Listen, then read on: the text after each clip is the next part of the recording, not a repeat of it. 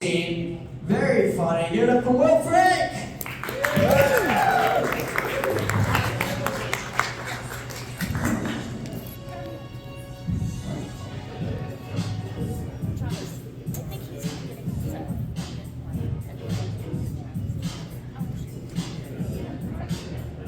Hello. How's everybody doing tonight? So last year, my wife and I, she's right there, we moved here from the state of Utah. And I got to tell you guys one thing. The Mormons say we're not lying about you guys. My gosh. Colorado is just as bad as they said it was going to be. My gosh, this place is freaking crazy. And you know, the thing is, you locals, you like to play tricks on the newbies around here. And it's a shame that none of us have actually been murdered in this metro area. Like, for instance, I knew about Colfax Avenue, but I didn't know about Colfax Avenue. I just thought it was a long-ass street. I didn't know it was where they actually filmed The Walking Dead. I'm like, what the fuck is going on around here? And you know, I knew something was wrong when I went to the intersection of Colfax and Savannah, and then my neck started to itch. And then I realized I needed to get off that road because I needed to take a shot and a bathtub full of calamine lotion. But I tell you, I mean, we really do. We love it here in Colorado because, you know, we thought that this was a place that was going to make all our dreams come true and, you know, and all our problems go away. In fact, the only thing that me and my wife did do was lock our arms together and tell our friends, we're off to see the wizard. But, you know, we just wanted everybody to enjoy our moment and feel good for us moving here, you know? I mean, we started bragging to them and stuff and telling them, you know, in Colorado, you know, the sky is so blue. And another great thing about Colorado is the Rockies, they're so high, they're amazing. And the best thing about Colorado, everybody is so freaking nice. They just run around singing and dancing all day with their Birkenstocks on and their cargo shorts. This place is amazing. You gotta try it out. Oh my gosh. But I tell you though, you know, lived in Utah, but I'm not originally from there. I just happened to spend the last decade of my life being held there against my will. A lot of people also call it raising your kids, but hey, you know, you say tomato, and I say tomato.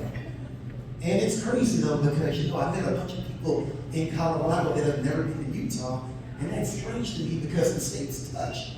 And they'll ask me, we will, you know, how is it in Colorado? Is it really the way they say it is? And me, the only way that I can describe Utah as compared to Colorado or any other place I've ever been, it goes kind of like this. So say you're in Colorado, you've never been to Utah, right? And you want to know how it is. This is what you do. You walk out there and get your car, put that car on the highway. Drive that car to fucking Mars. That's just how different Utah is from any other place I've ever been. And I'm originally from Florida, and we know that Florida is a real wild and crazy place, right? And I got away, I moved away from there when I was 19. I joined the Air Force, and even now, I hate going back. And it pisses off the people I went to high school with, and my family gets in on it, and my mom, you know how moms are, they love that guilt trip shit, right? So a couple of months ago, I'm talking to my mom, and just out of the blue, she hits me with a zinger. She's like, well, son, I guess the only time we're going to see you in Florida is when somebody happens to die.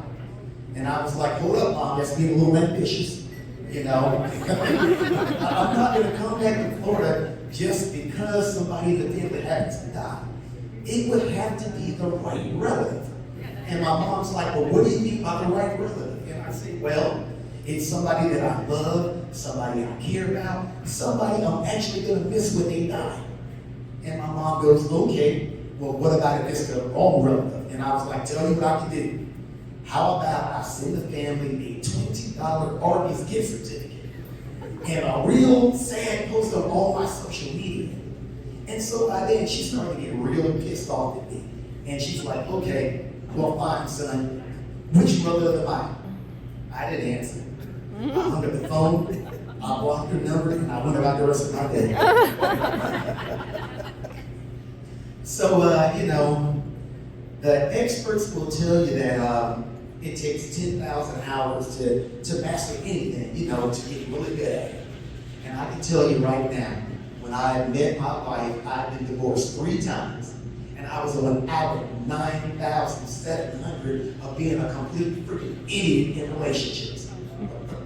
But you know, my wife right there, she was patient, she was kind, she was loving. She got me those extra 300 hours. And I love being married to her because you know what? Our marriage isn't shit, I ain't gonna lie. I mean, we split everything 50-50 down the middle. It's amazing. You don't mind, right? We don't split everything 50-50 down the middle. The one thing we don't split down the middle is cooking. Now, my wife will tell you that I am a much better cook than her. But that doesn't mean that she doesn't like to cook. The thing is, cooking annoys and it frustrates the hell out of my wife, okay? And so when she's annoyed and frustrated with cooking, it will cause her to make changes to the recipe that ends up remixing the flavor of the food. For instance, a while ago, my wife, she made a salad and she texted me, she was like, hey babe, I made a salad and everything, and I just want to let you know you can eat it when you get home, or, you know, you can get a burger, it doesn't matter. And I was like, okay babe, that's no problem. So I get home, I'm like, I can eat some greens. Yeah. So I made a bowl of salad and I started eating. And salad, it just tasted a little bit different. And I said, hey babe, what'd you put in this salad? And right then and there, my wife gets on the defense and she's like, oh my gosh,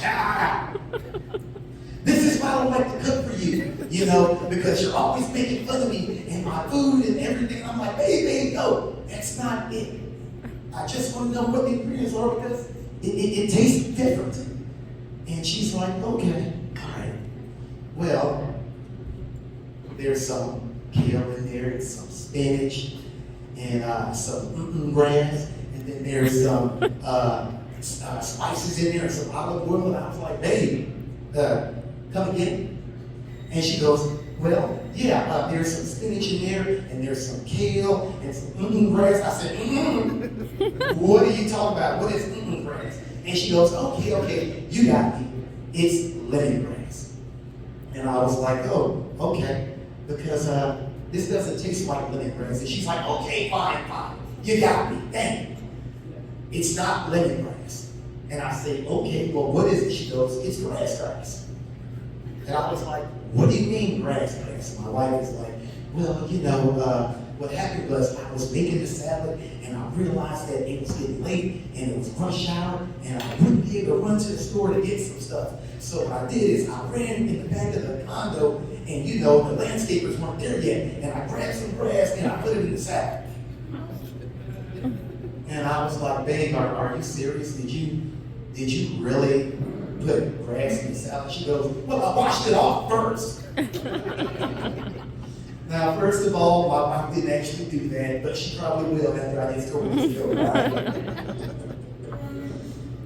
Oh gosh, you know, I noticed that on the way out here, it's a pretty nice area out here in Sterling Ranch. And I'm thinking that you guys probably don't have too much stuff you got to worry about around here, right? I mean, who are the gangsters out here, like the homeowners association?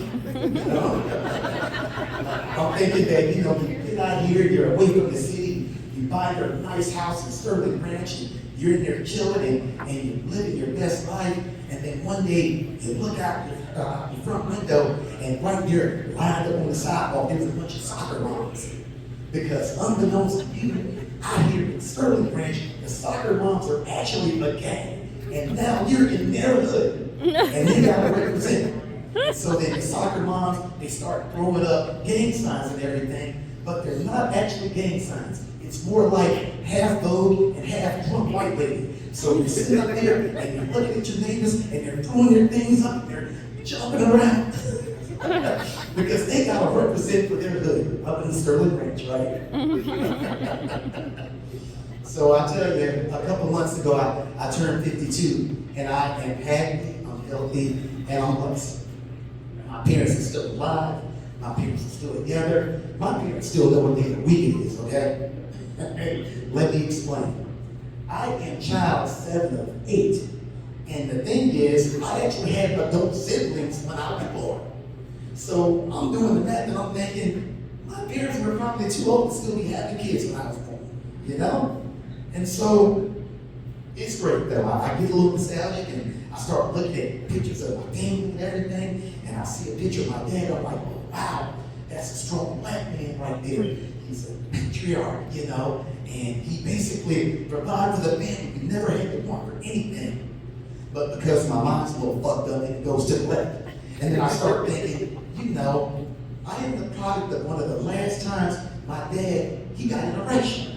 Yeah, so in November 1971, my dad was sitting there and he started feeling his erections and everything. And he looked at my mom and he told her to come here. And he went in the room and he put on some L Green and by the day, 9 months later, A was Will Frank. And you know, I keep going through the photo album and I look at pictures and my mom comes up. I'm like, wow, my mom, she had all them damn kids and she's not crazy. You know, she always provided for us as well. Mean as hell, but she did. And then I also think that, you know, my mom can also give a master's class on how to know the fuck out of somebody. My mom will call me up and we'll listen to each other breathe for 15 minutes on the phone. Won't say shit. And I'll say, Mom, are you there? Yes, baby. You got anything to say? No, baby. Okay, well, Mom, I love you. I love you too. All right, I'm gonna go. I pick up the phone. And then 3 minutes later, she calls back. We do the same shit all over again. It's been great.